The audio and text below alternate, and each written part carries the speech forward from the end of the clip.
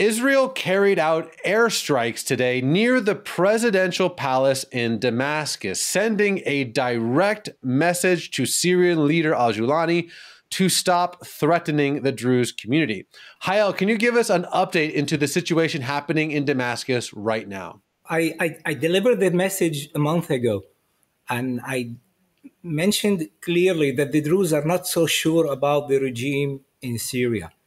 And actually, they have to bring back the massacre that took place with the Alawis 2 months ago, 3 months ago. And therefore, they were living with a lot of suspicion toward this actual regime. So I want you to imagine a situation that we lost over than 80 Druze actually residents, citizens, innocent one in Syria for the last 72 hours. Now, I want you to imagine that the Druze actually are not carrying any weapons there. I mean, they still have some actually weapon to protect themselves.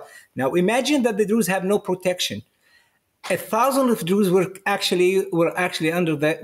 The same massacre will happen to the Druze as it happened to the Alawis, which means the Druze actually they kind of read the map right. They want to be sure that actually this regime will provide them with security and actually with right and freedom.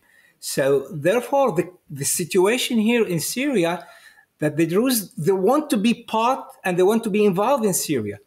But actually, they still actually not sure if the president of Syria, Golani, can provide them with the safety and security.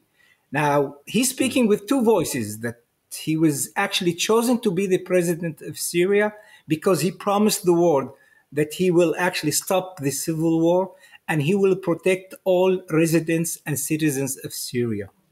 So what happened 3 months ago, it means that he's not in control with part of his extremist actually soldiers.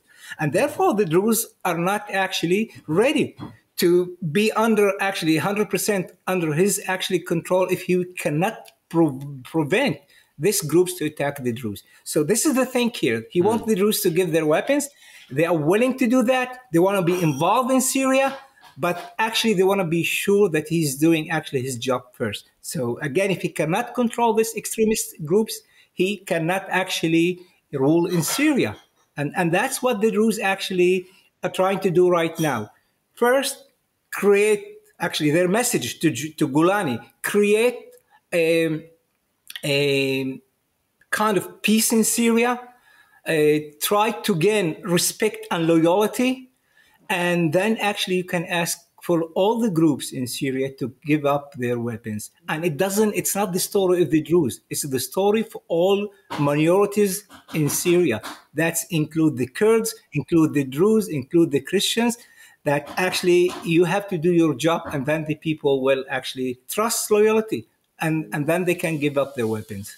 Well, Haeyl, Netanyahu and Defense Minister Israel Katz put out a statement about the attack, basically saying, quote, this is a clear message to the Syrian regime. We will not allow forces to deploy south of Damascus or any threat to the Druze community. So I know you have friends and family in Syria.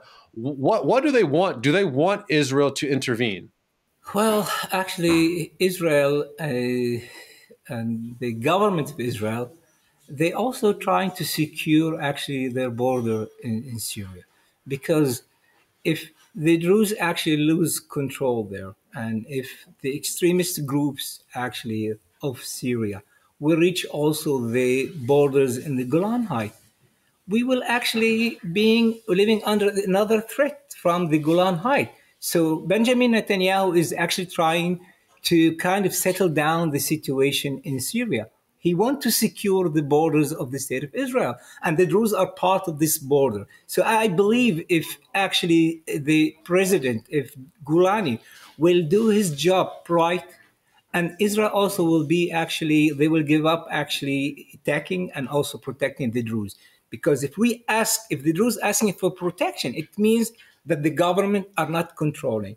And that's the situation here. And if you're not controlling, we're going to have actually extreme ISIS groups actually in our border in the Golan Heights. So, I mean, we have to think actually a few steps ahead.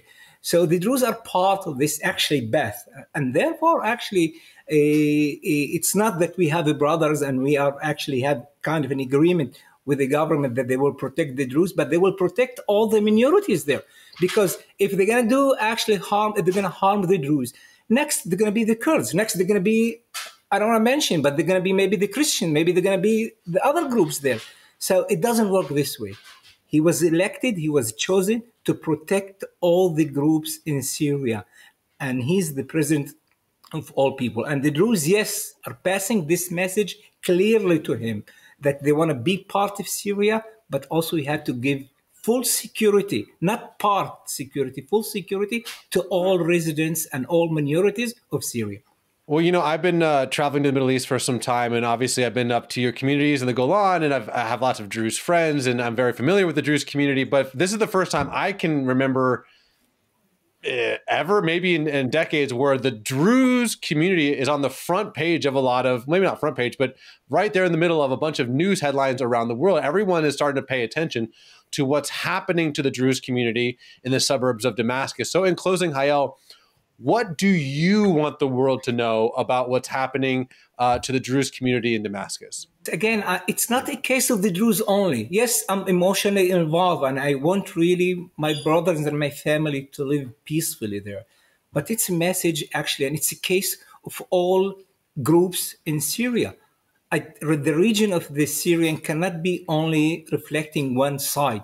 They have to reflect and they have to protect all the groups there. And again, I repeat, it's Druze, it's Kurds, it's Christians, and all small groups there. And that's the story here. And the Druze, as I mentioned in the first interview, the Druze are not seeking any problems in Syria. All they're seeking and looking for is respect and freedom and right. And that's actually and they want to really be involved in Syria.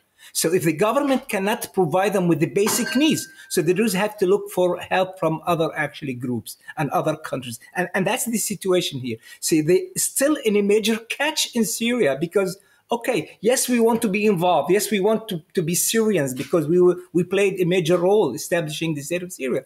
But actually, if you cannot protect us, so we have to look for our safety and our security.